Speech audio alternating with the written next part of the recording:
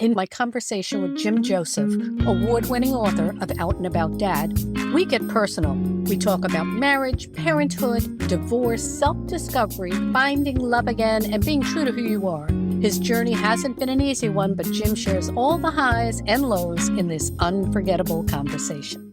There is a no one-size-fits-all family. My family's not what you would have seen back in the 50s or 60s. We have a very unique and diverse family, which is a great segue into your book, my personal favorite, Out and About Dad.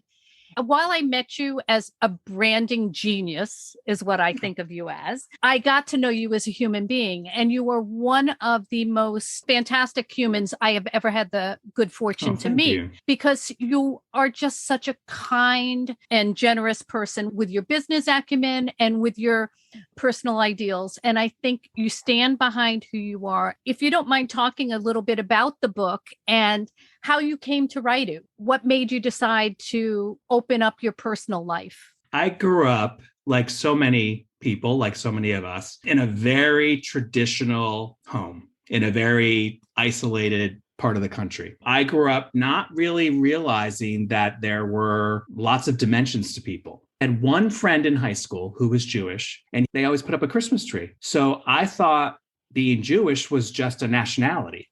I didn't realize that it was also an ethnicity, a religion, all the things that come with being Jewish. I didn't realize till I went to college and started meeting people that there were Jewish people and Black people. I thought everybody was just like me. I was so underexposed and so influenced by societal norms that I did everything that you're supposed to do. You know, I was male. I never doubted that part. So what do men do? They date girls and they get married and they have children and they get a good job. And, you know, that's what you're supposed to do. I was a very good boy. And it wasn't until that myth started to shatter, that the marriage I was in started to shatter, that I started realizing that I had done just that. I just followed the rules and didn't realize that I don't think the rules applied to me. So after I got divorced, I realized that I was gay. And it wasn't until I had to really stop and think about, well, that didn't work.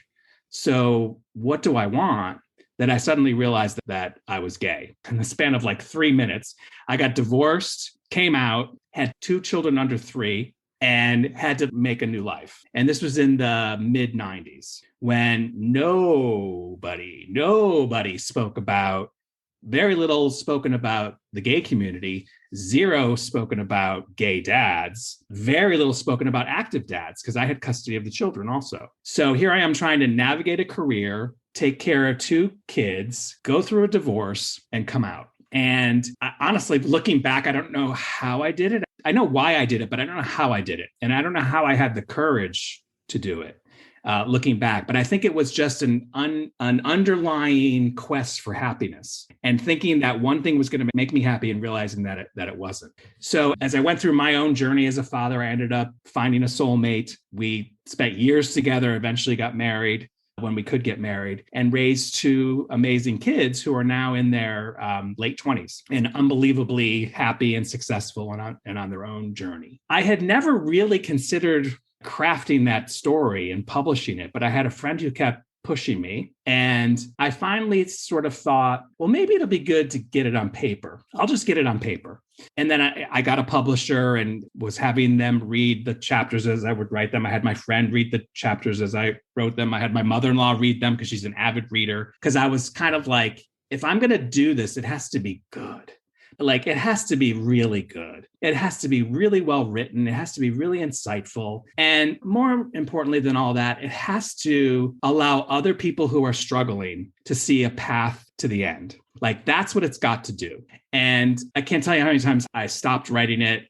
I didn't want to publish it. Actually, when I finished it, I shelved it and said, I'm like, happy I wrote that, but that's it. That was the journey. I'm not going to publish it. And the publisher and my friend who convinced me to do it said, we went out for drinks and I had just talked to the publisher and he had said the exact same things to me. She said to me, you know what, I'm sorry, this is now out of your hands. You have a moral obligation to publish this book. Nobody has touched this subject. Nobody's talking about it. Think about all those people out there that are going through exactly what you went through. And you said you had no mentors, no role models, nobody to relate to. And I was like, okay, you're right. I'll do it. So I published it. I kind of clenched my teeth. Now, how did your family, how did your husband and your kids, how did they all feel? And you said your mother-in-law was reading it. How did they react? So my kids were older. I waited for that. So they were already I think they were in college. I told them I was going to do it and said, if you have a real big problem with it, tell me. They didn't have a big problem with it. My husband to this day hasn't read it. Interestingly, he reads everybody's comments about it, but he hasn't read it. My family and my friends that all read it were like, pretty universal statement was, I can't believe you were going through that and we didn't know. I had 2 kids, so I had to take care of the kids, and I had a career that I had to make a living, so I couldn't sit there and not keep performing. So that was pretty much the universal reaction. And so how were the early days when you went to school? Because you were very involved with the kids in school and you were a very, very engaged and active dad. So how did the PTA react to you being such an active dad? I mean, was it a comfortable time? It was a lonely time, I would say. I had this notion in my head, and it turned out to be true, that people will be far less prejudiced against me and the kids if they know me and if I'm upfront about it. So every school year, I would meet with the teacher and say, you just need to know my kids have a gay dad and I'm gay, and I want you to watch out for them. Tell me if you see issues. All the parents of the kids knew. I was just very upfront about it because I had this suspicion that they're much less likely to take it out on me if they know me. And it turned out to be true. It almost, it's so funny, almost to the point where I can't tell me how many, somebody just said this to me 2 months ago in a very sort of weird moment, gay people shouldn't have kids. I'm like, well, wait a minute. Oh, no, not you. You're a great dad. Well, I'm like, no, yes, me. If you're going to make a statement like that, that includes me. So it turns out to be true. And Oprah Winfrey has said that when people know you, they're much more likely to embrace you. So that was my motto. And honestly, we didn't really have very many incidences. We had maybe 1 or 2 that were a bit messy for the kids, bullying, and that kids can be very mean to each other. But for the most part, it actually was okay. Lonely, because, I would go to the PTA parties and I would pretty much stand by myself because I didn't have a lot in common with the other parents. Mm-hmm. All we had was our kids in common. They didn't know what to do with this gay dad. They didn't know what to do with me. Although interestingly, I can remember 3 stay-at-home dads. They were married to women who had the career in the family, and they stayed home with. I related to them, and they gravitated towards me because of the kids. That was a nice source of camaraderie. But it was hard. I mean, there's no doubt about it. It was hard. Raising kids is not easy. I mean, nobody has an easy time. Everybody's got to struggle, but it wasn't easy. It wasn't easy. As they got older, it got easier. We were very upfront as the kids' friends realized, because their awareness of what goes on in life was becoming more real. We were very upfront with them. They would come over, they would stay over. So it was okay. I can't complain, but it was lonely. It was hard. There's no doubt about it. And you weren't able to be married when the kids were growing up because that wasn't a thing back then. Right. But your now husband was in your life then. Yes. And has been along for this whole ride. And how was that for him? Well, so he met the kids when they were still very young. And actually, my son doesn't really remember life before him at all. I think he was about 5 or 6 when we met. It was an interesting time for him because I was trying to manage my career, and I had made a lot of career changes so that I could be home with the kids. Pulled myself off of a very aggressive career track, made some very basic decisions so I could be home. And then when we got together and things started to work out, I was able to put a little bit more focus on my career because he, in effect, became a stay-at-home dad. So he quit his job and he stayed home with the kids and took care of the kids so that I could, be away all day. I could travel for business, which I think he deserves the most credit because here he was, obviously a gay man himself. He was not the dad. We were not legally bound. He had no legal authority over the kids. The kids didn't think of him as a dad. He was Christopher. Doesn't everybody have a Christopher kind of thing? And he became more of a confidant to them and much more of a caregiver, but no defined role.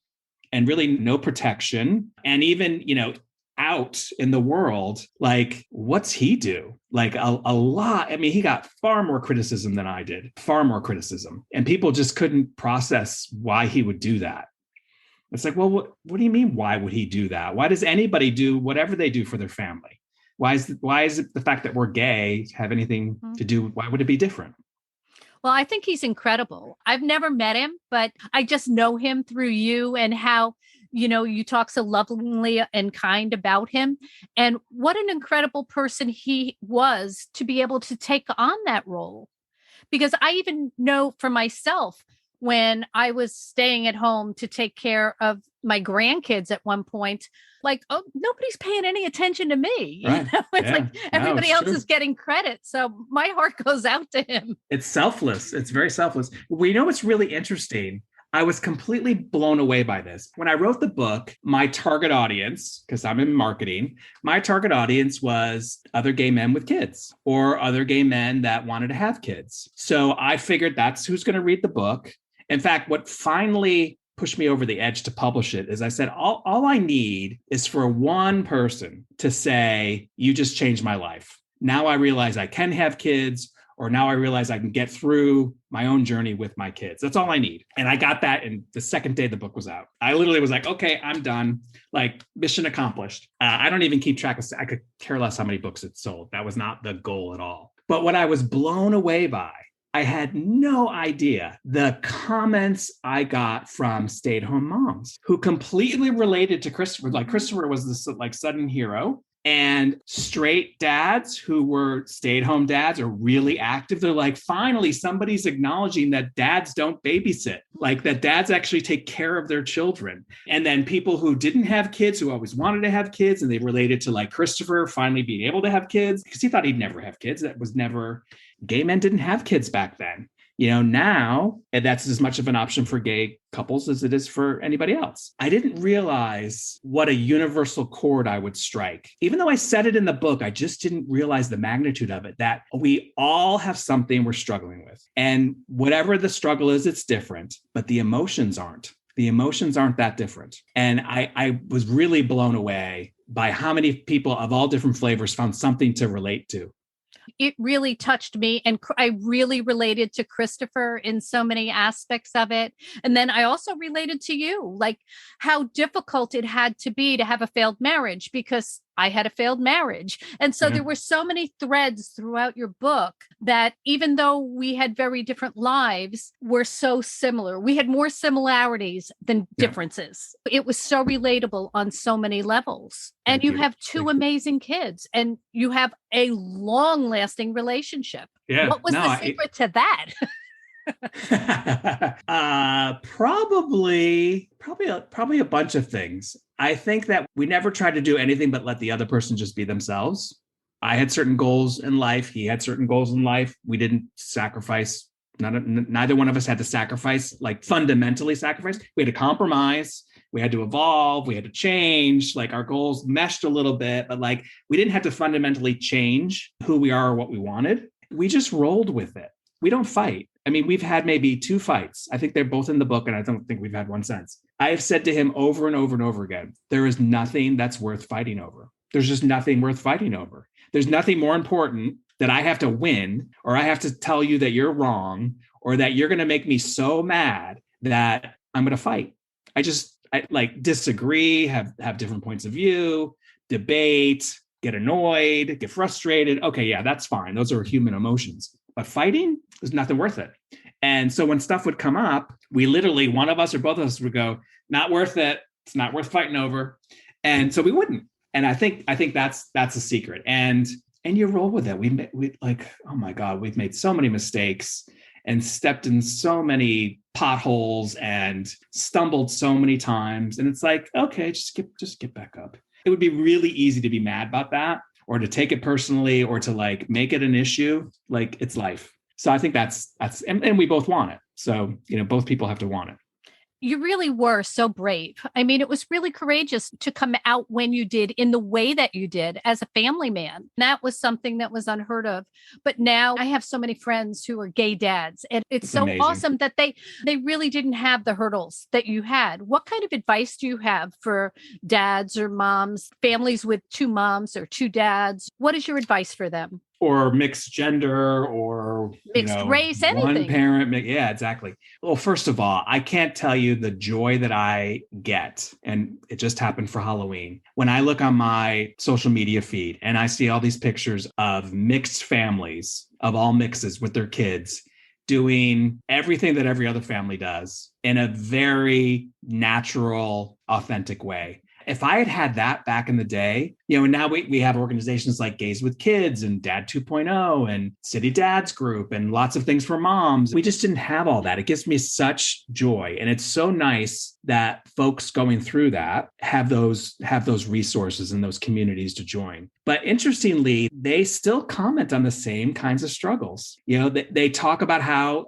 hard it is to tell the teacher every year that, our son has two dads. The struggle's still there. I was just telling this story the other day because I was speaking at an event on screen, and a very young gentleman, I don't know how old he was, but he seemed very young. And he made a comment like, God, you make it look so easy. It's just really hard for me. And I was like, oh, okay, time out. I'm making it sound like everybody should be able to do it. But let me tell you a story that I am mortified about. Just last week, I was with a client, brand new client, big, huge account. And the client said to me, so what does your wife do?